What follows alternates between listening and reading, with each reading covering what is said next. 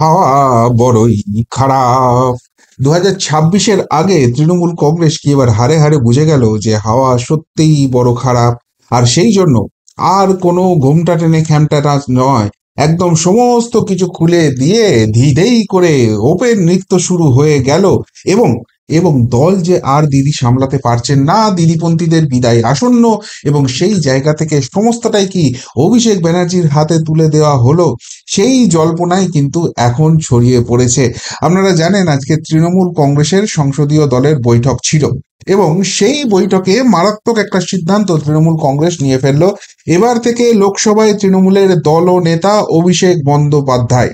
এবার আপনারা প্রশ্ন করতে পারেন, যার পাঁঠা সে কাটছে, সেটা গলায় চোট করছে না লেজে চোট করছে, আমার কি জানার দরকার না, আমি এই নিয়ে বিলকুল মাথা ঘামাতাম না। কিন্তু ঘামাতে হচ্ছে একটাই কারণে, অত্যন্ত দুর্ভাগ্যজনকভাবে এরা এই রাজ্যের শাসন ক্ষমতাটা দখল করে বসে আছে।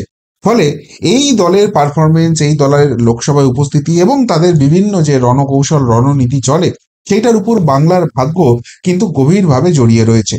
এবং সেই কারণেই এদের একের পর এক ভুল স্টেপে পশ্চিমবঙ্গের মানুষ, যারা প্রান্তিক মানুষ, যারা গ্রামের মানুষ, তাদের জীবন কিন্তু দুর্বিষহ হয়ে গেছে। বহু কেন্দ্রীয় ফান্ডের টাকা আটকে গেছে এদের সীমাহীন দুর্নীতির জন্য, এমনটাই অভিযোগ।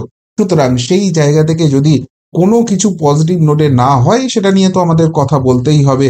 এবং সেই জায়গা থেকেই এই জায়গাটা চলে এলো।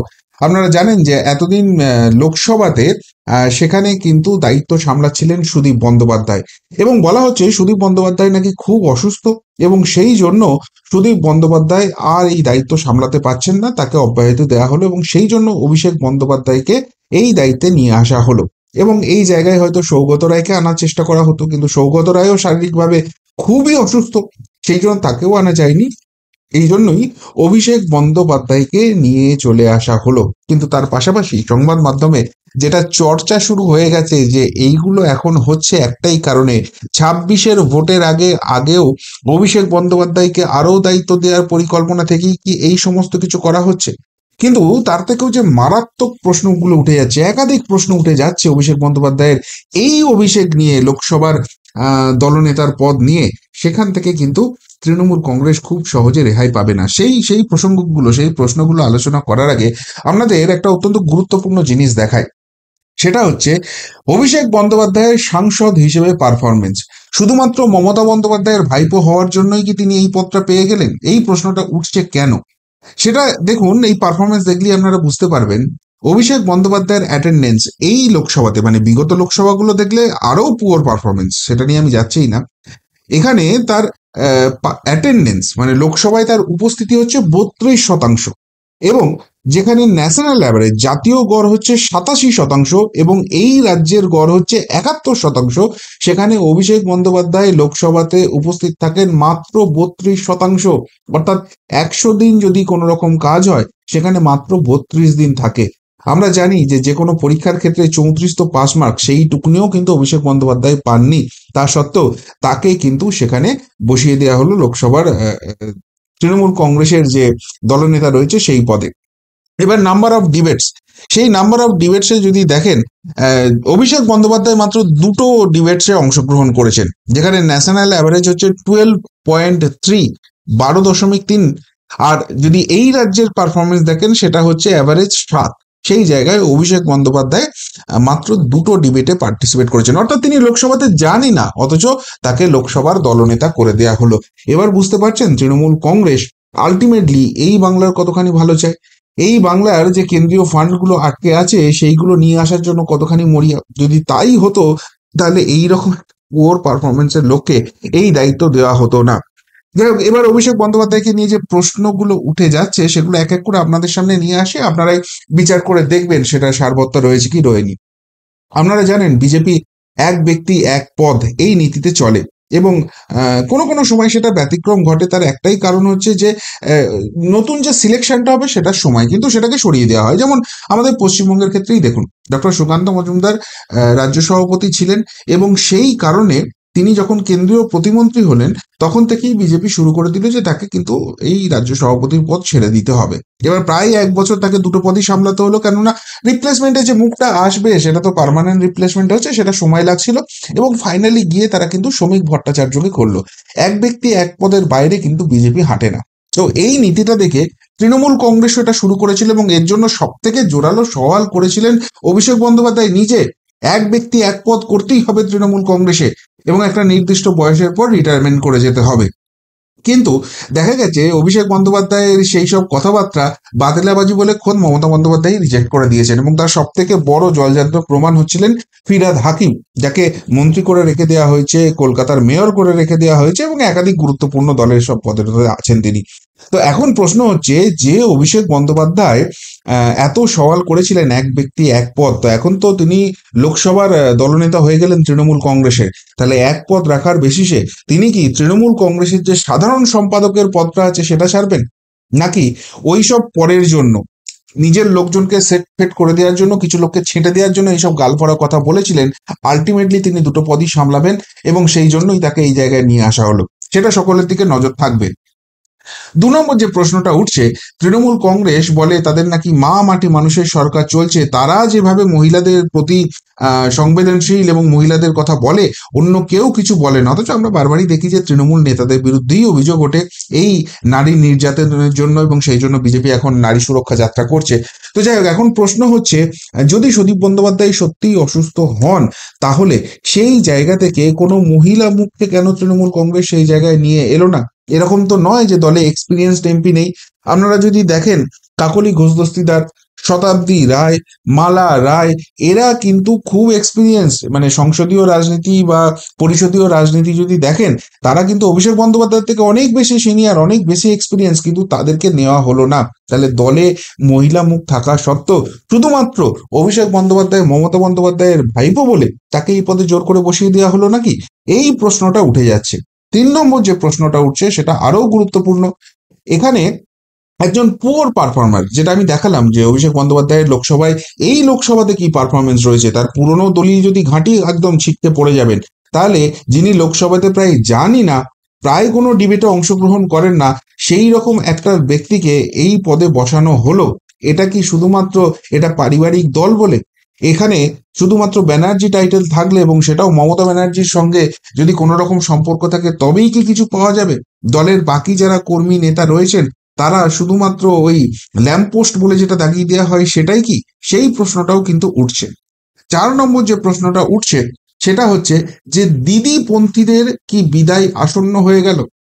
যারা যারা দিদিপন্থী ছিলেন তাদেরকে কি এবার ছাঁটার প্রয়াস শুরু হয়ে গেল এবং পুরোটাই অভিষেক বন্দ্যোপাধ্যায়ের হাতে তুলে দেওয়া হলো? কেন এই প্রশ্নটা উঠছে তার কারণ হচ্ছে, দেখুন, কল্যাণ বন্দ্যোপাধ্যায় মুখ্য সচেতক ছিলেন এবং আপনাদের আরেকটা ব্রেকিং নিউজ জানিয়ে রাখি, এই ঘটনার পর কল্যাণ বন্দ্যোপাধ্যায় কিন্তু রিজাইন করেছেন, তিনি আর মুখ্য সচেতক থাকতে চান না।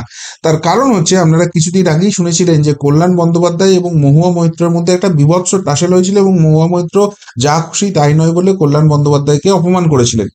এখন এই যে সংসদীয় দলের বৈঠক হয়েছে সেখানে নাকি মমতা বন্দ্যোপাধ্যায় কল্যাণ বন্দ্যোপাধ্যায়কে বলেছেন তিনি ঠিকভাবে চালাতে পারছেন না, সবাইকে সঙ্গে নিয়ে চলতে পারছেন না, এবং সেই রাগ থেকে কল্যাণ বন্দ্যোপাধ্যায় তিনি কিন্তু রিজাইন করে দিয়েছেন। শুধু কল্যাণ বন্দ্যোপাধ্যায় নয়, সুদীপ বন্দ্যোপাধ্যায়কে তো তিনিও দিদিপন্থী ছাঁটাই করে দেওয়া হলো, সৌগত রায় অসুস্থ বলে প্রথমেই তাকে আউট করে দেওয়া হলো, এবং অন্যান্য যারা রয়েছেন তাদেরকে কোনো রকম কোনো জায়গা দেওয়া হচ্ছে না। এমনকি কল্যাণ বন্দ্যোপাধ্যায়ের মতো নেতা তিনি রাগে সেটা রিজাইনও করে ফেলছেন। তাহলে কি দলের মধ্যে যারা দিদিপন্থী আছেন তাদের পুরোপুরি ছাঁটাইয়ের ব্যবস্থা শুরু হয়ে গেল? 26-এ একটা নতুন ব্যাচকে ঢোকাতে হবে, এই মুখগুলো দিয়ে আর চলবে না, আর সেইটা পুরোপুরি অভিষেক ব্যানার্জির হাতে ছাড়তে হবে, সেই পন্থাটা কি এখন থেকে শুরু হয়ে গেল? এই প্রশ্নটাও কিন্তু উঠতে শুরু করে দিয়েছে।